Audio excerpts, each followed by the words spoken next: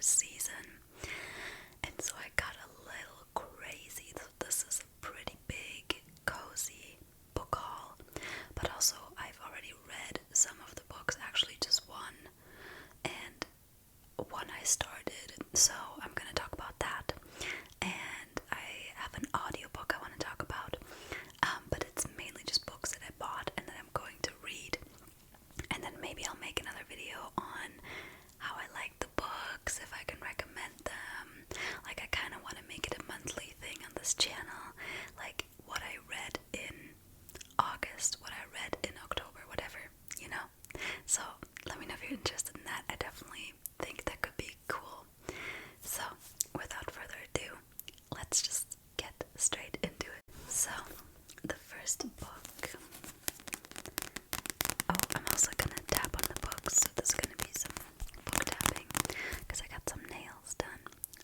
I didn't get them done. They're just like, I just glued them. So the first book, if you guys saw my last video, I introduced it. It is called SCYTHE,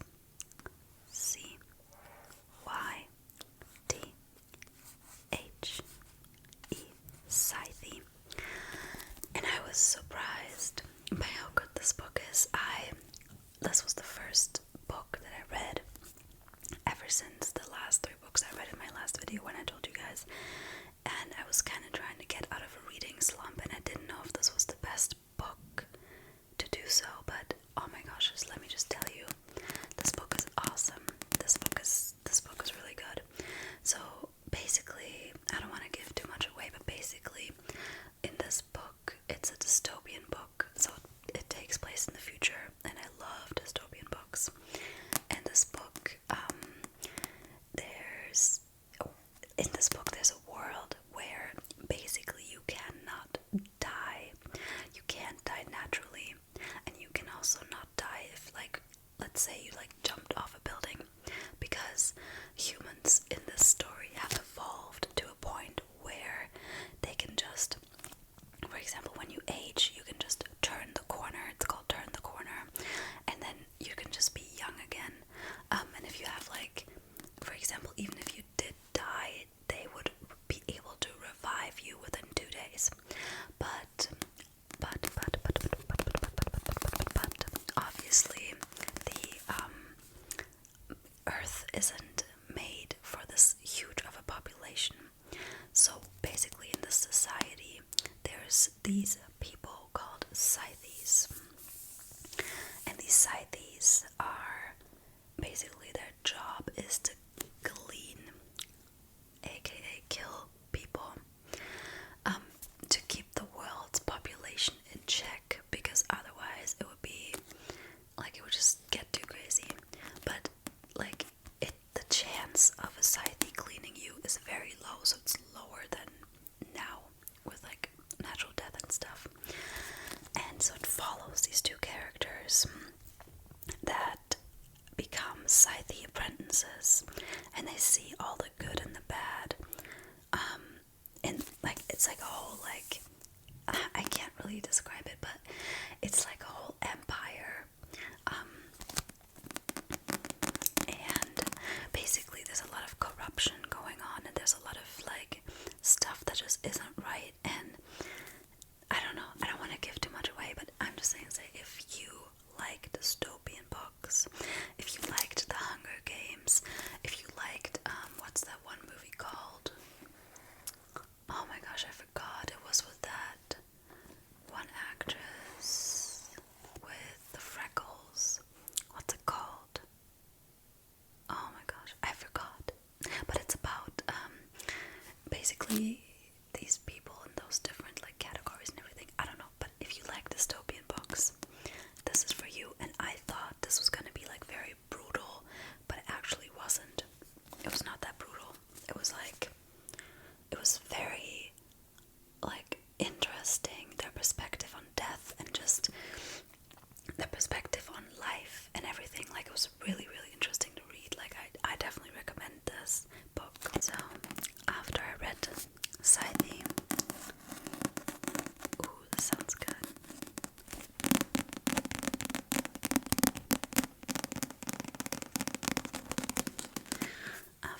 Scythia, I had to get the second book, so if I didn't mention, it's a trilogy, so there's 3 different books, and the second book is called Thunderhead.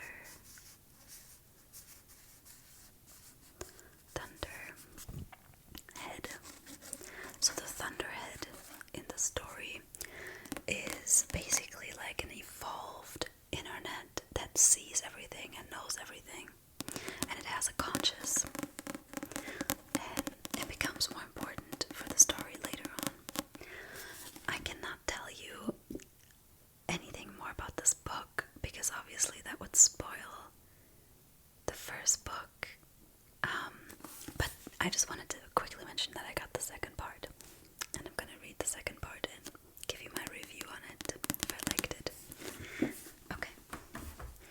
Next, I got a book that is very hyped. I feel like every single, because I watch a lot of like book related YouTube videos, and this book is very hyped,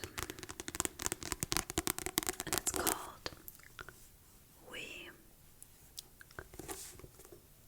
Were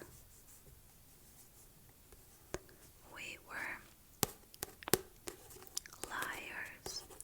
We Were Liars by E. Lockhart. It's a bestseller, and I don't really know what this is about.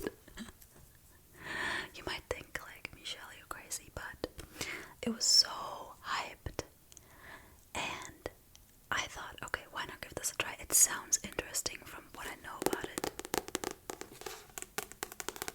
So I'm just gonna read you the back. If anyone asks you how it ends, just lie. We are the Sinclairs. We live, at least in the summertime, on a private island off the coast of Massachusetts. Perhaps that's all you need to know, except that some of us are liars. This reminds me of a show, of a Netflix show where it was about this family that had a lot of secrets. And it was like, also like an island. I don't know if they're related at all. Let's see if there's any more information. These are just the praise and everything. I think that's it. If you guys want me to do a reading to you where I read the start of any of those books, because you know, maybe you're interested in reading those books and you would like me to read the first pages so you see if it gets you hooked or just to fall asleep, comment down below which one your favorite book is, and then I will make a reading to you video with that book. Okay. The next book is the only hardcover book that I got without actually knowing that it was hardcover. I love this cover though.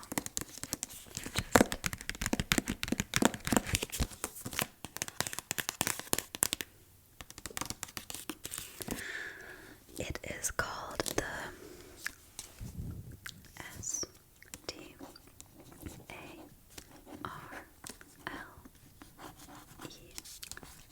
STARLES. Starless. SEA. The Starless Sea.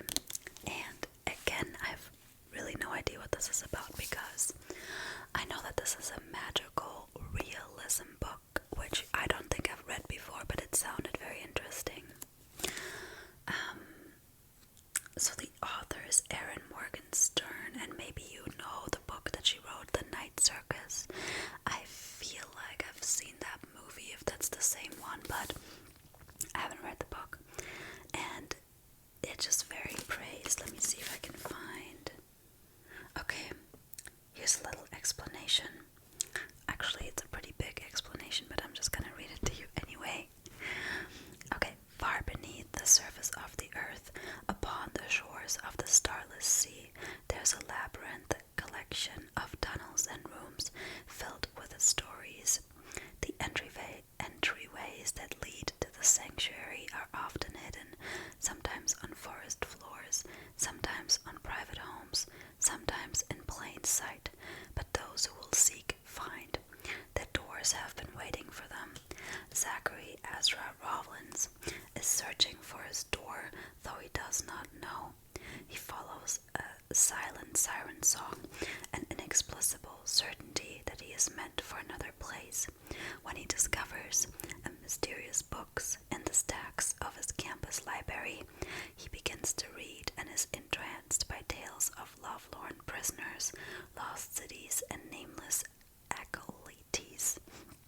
Suddenly, a turn of the page brings Zachary to a story of his own childhood, impossibly written in this book that is older than he is. A bee, a key, a sword embezzled on the book lead Zachary to two people that will change the course of his life: Mirabelle, a fierce pink-haired painter, and Dorian, a handsome barefoot man with shifting alliances. These strangers guide Zachary through masquerade party dances and whispered backroom stories to the headquarters of a secret society where doorknobs hang from ribbons, and finally, through a door, conjures from paint to the place he has always yearned for. Amid twisting funnels filled with books, gilded ballrooms, and wine-dark shores, Zachary falls into an intoxicating world soaked in romance and mystery, but a battle is raging over the fate of this place, and though there are those who willingly sacrifice everything to protect it, there are just as many to intend on its destruction as Zachary, Mirabelle, and Dorian. So, that was pretty long. As you can tell, the book, you don't really know what it's about, and the lady or the girl, the YouTuber that recommended this book, which is why I got it. Basically, all of these books I got because of some YouTube recommendation. So she described it as getting completely lost in the story, and I'm just looking forward to that, like just getting lost. I love getting lost in stories. So that's The Starless Sea by Erin Morgenstern. Okay, the next book. Look at this cute cover. Wait, let me show you. Like there. The next book, honestly, it sounds so good. It's The House in the Carillion Sea, written by TJ Klune, or TJ Klune. I don't really know. Basically, I'm gonna read you the back because I just think it sounds awesome, amazing. I can't wait to read this. I don't know if I mentioned it, but it's also magical realism. A magic island, a dangerous task, a burning secret. Linus Baker is a by-the-book caseworker in the department in charge of magical youth. At 40, he lives in a tiny house with a devious cat and his old records for company. Like, that already sounds like something I would like to read. But his quiet life is about to change. Linus is summoned by extremely upper management and given a curious and highly classified assignment. Travel to an orphanage on a distant island and determine whether 6 dangerous magical children are so dangerous, in fact, that they're likely to bring about the end of days. When Linus arrives at the strangest of islands, he is greeted by a series of mysterious figures, the greatest mystery of which is Arthur Parnassus, the master of the orphanage. As Linus and Arthur grow closer, Linus discovers the master would do anything to keep the children safe, even if it means the world has to burn. Or worse, his secret comes to light. The House in the Carillion Sea, or Cerulean Sea, is an enchanting love story masterfully told about the profound experience of discovering an unlikely family in an unexpected place and realizing that family is yours. That just sounds perfect to me when it comes to Christmas time, and just something cozy, something that like warms your heart, because the other books like more like mysterious and there's like more like bad stuff happening, but this book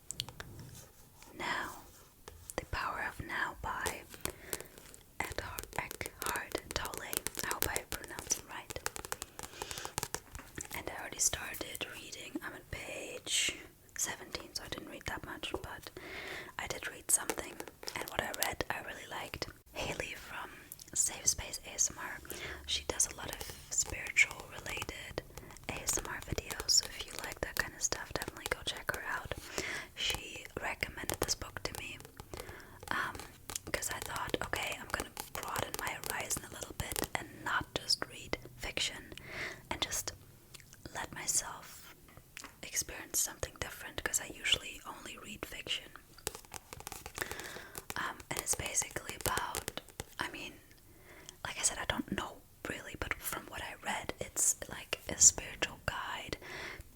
Like, especially I feel like for people that have anxiety, that tend to like overthink.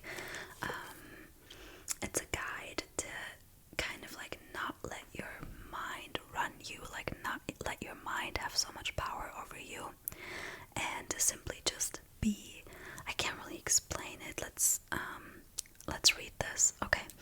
To make the journey into the power of now, we will need to leave behind our analytical mind and its false created self, the ego, behind. From the very first page of this extraordinary book, we move rapidly into a significantly higher altitude where we breathe lighter air. We become connected to the indestructible essence of our being, the eternal, ever-present one life beyond the mired forms of life that are subject to birth and death. Although the journey is challenging, Eckhart Tolle uses simple language and an easy question-answer format to guide us. So he's like a spiritual teacher, and he has like the experience with it. Honestly, I'm gonna like tell you more about it once I read it, but it's supposed to be really, really good, and from what I read, it was like really good. So yeah, The Power of Now, the only non-fiction book that I got. Okay, this next book, I am very, very excited. Oh, I guess this is also hardcover. Okay, so I guess I got two books. Two books with hardcover. This next book is The Lions. The Lions Den. The Lions Den. And it was recommended by none other than Machi ASMR. She does a lot of book-related ASMR videos, so if you like that kind of stuff, definitely check her out. She inspired me to buy this book, and I'm very excited. So, from what I remember, what she said, it's not fantasy or anything. Like all the other books were like kind of fantasy related. I think this one's more like a thriller, and it's about this girl, and she goes into this couple's house, and they wanted to have like a good time together, but then stuff gets real and bad things start to happen. But honestly, it's been a while since I watched that video, so I don't really remember. I just remembered I gotta get that book. Let me just read you the little description here. Okay. Embark on a trip of decadence, where nothing is as it seems, and intellectually suspenseful about friendship, a suspenseful debut of friendship, romance, and the betrayal on the Riviera. Belle likes to think of herself as immune to the dizzying effects of fabulous wealth, but when her best friend Summer invites her on a glamorous getaway to the Mediterranean abroad, her billionaire's boyfriend's yacht, the only sensible answer is yes. Belle hopes the trip will be a much needed break from her stalled acting career and uniquely humiliating waitress job. But once she's abroad, the luxurious Lion's Den, it soon becomes clear this jet-setting holiday is not as advertised. Belle's dream vacation quickly devolves into a nightmare as she and the handful of other girls Summer invited are treated more like prisoners than guests by their controlling host. And in one terrifying moment, Belle comes to see Summer for who she truly is, a vicious gold digger who will stop at nothing to get what she wants. Belle realizes she's going to have to keep her wits about her and her own big secret closely hidden if she wants to make it off the yacht alive. I usually do not read thriller because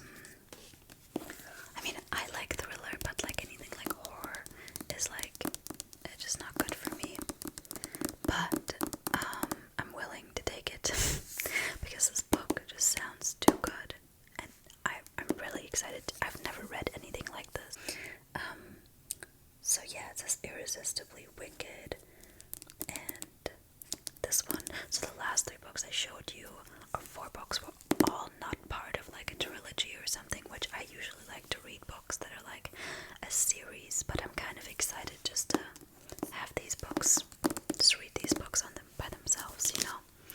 Okay. The next book is also recommended by Machi.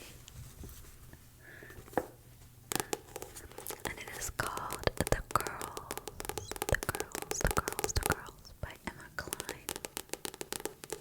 It's also a bestseller. I haven't heard of it before I watched her video, but it's basically what I understood it, it's about girls like growing up in like a cult, like, you know, like that sort of thing. But again, I kind of forgot about it. All I remember is I have to get this book. Okay, I'm just gonna read it. Northern California during the violent end of the 1960s. Oh yeah, it takes place in the 60s.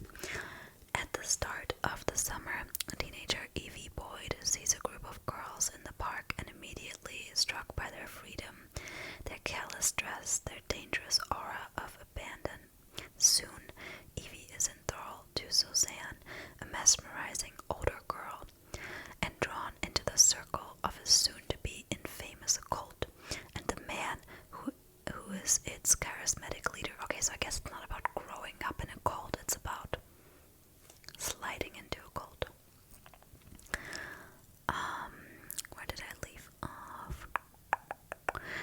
The group's sprawling ranch is eerie and run down, but to Evie it's exotic and thrilling. Charged, a place where she feels desperate to be accepted. As she spends more time away from her mother and the rhythms of her daily life, as her obsession with Suzanne intensifies, Evie does not realize she's coming closer and closer to unthinkable violence, and to that moment in a girl's life when everything can go horribly wrong. Also, something I've never read before, and I wanted to get out of my comfort zone with this, so I'm very excited. Like I said, I don't know what to start with. Make your vote in the comments. Let me know which book you want me to make a video with. And then I'll probably choose that book, like to read that book, because I feel like the power of now, I can read that parallel to like a fiction book. But I'm the kind of person, when I read fiction, I cannot read 2 books at the same time. It'll just get me confused. So from the fiction books that I read, that I introduced to you guys, that I got, let me know if there's any that you would want me to make a video with some sensitive close-up whispering. Okay, on to the last book. This is the only book that I got not from a YouTube recommendation.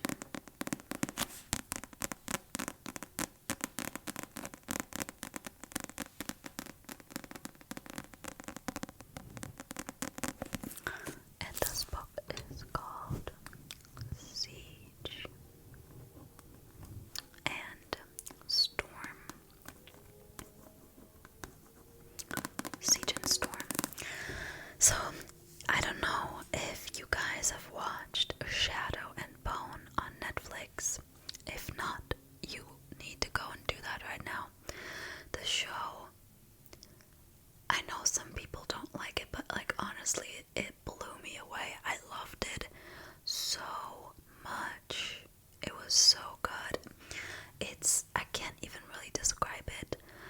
You have to just go and watch it, but it's this whole other world, and there's, you know, like she created, like the author created a whole other world, so the series is based off of a book. This is the second part. I did not read the first part, I only watched the show. But I kind of don't want to wait until the second season comes out to figure out what's gonna happen after that ending. And again, I do not want to spoilers, so I'm not gonna read the back of this book just in case either any of you guys wanted to like watch the show or read the first book. I don't even know. Okay, I'll try to explain it a little bit so you're not like, what the heck? Okay, basically there's this girl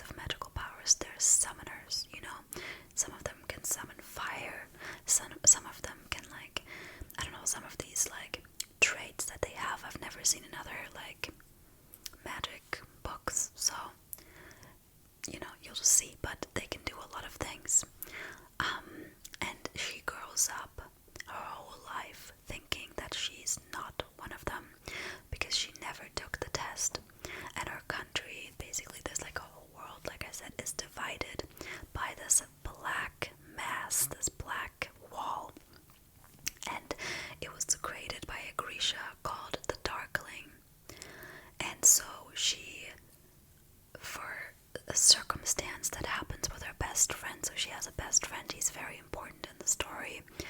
She figures out that she is actually the Sun Summoner.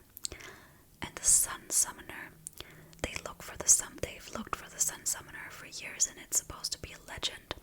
And she's the only hope of tearing down that wall, like, you know, because she can like summon the sun, and it's like the opposite of the Darkling.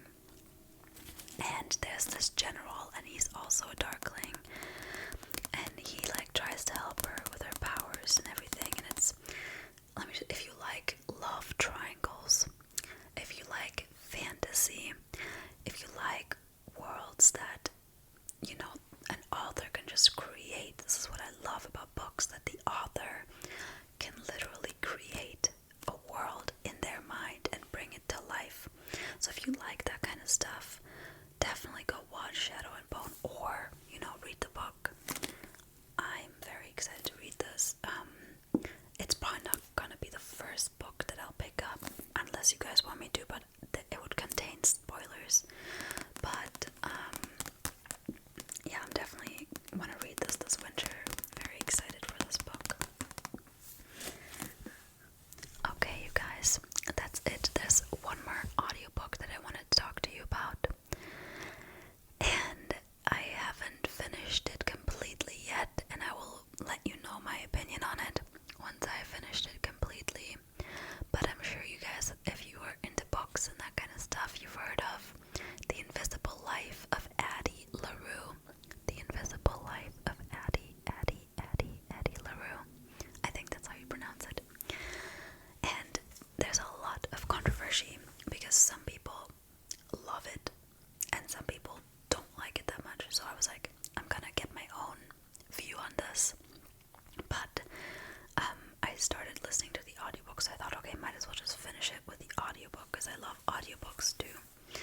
So far, it has not been my favorite thing in the world, but I also don't understand the criticism that much yet. Bear in mind, I'm like halfway through.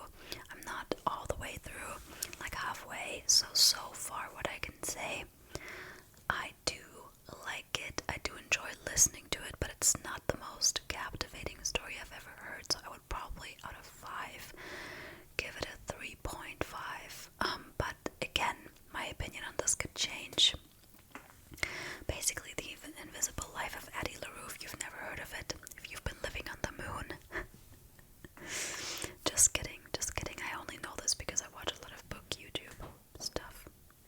Basically, The Invisible Life of Addie LaRue is about this girl named Addie. I'm sorry, guys, I had to turn the gain all the way down because someone is showering right now. I'm sorry if you can hear that, but we're literally almost done with the video. So I thought I'm just gonna explain to you real quick what The Invisible Life of Addie LaRue is all about. Basically, it's about this girl named Addie, and she lives in the 1600s or 1700s. I'm just gonna come close so it's not too bad because of the gain. And basically, she realizes that she doesn't want to like get married and have kids like everybody in her age, and she's like kind of like a rebel, and she like doesn't want all these things that, you know, other people around her want. And she grows up in a little village and she just wants more, but because that wasn't like possible for a woman at that time, she feels like she's running out of time, like she doesn't have enough time. And so basically there's like some stuff that happens, and then she makes a deal with the darkness. I don't know, it's like, I guess, a metaphor for like the devil, but she makes a deal with him, but she like intends something to come from the deal that's different from what he intends. Basically, she gets eternal life, but whenever she doesn't want it anymore, she has to give up her soul. And what happens is that everybody that meets her forgets her, so she can meet someone today, and tomorrow they will have forgotten her. memories like that. Like it's almost like she doesn't exist, but she lives every single day. So it takes place in her past and her life, and it also takes place in 2014. I don't actually know when the book was written, if it was written in 2014 and why the hype is now, or if it was just like the author's idea or whatever. But yeah, it takes place in 2014, and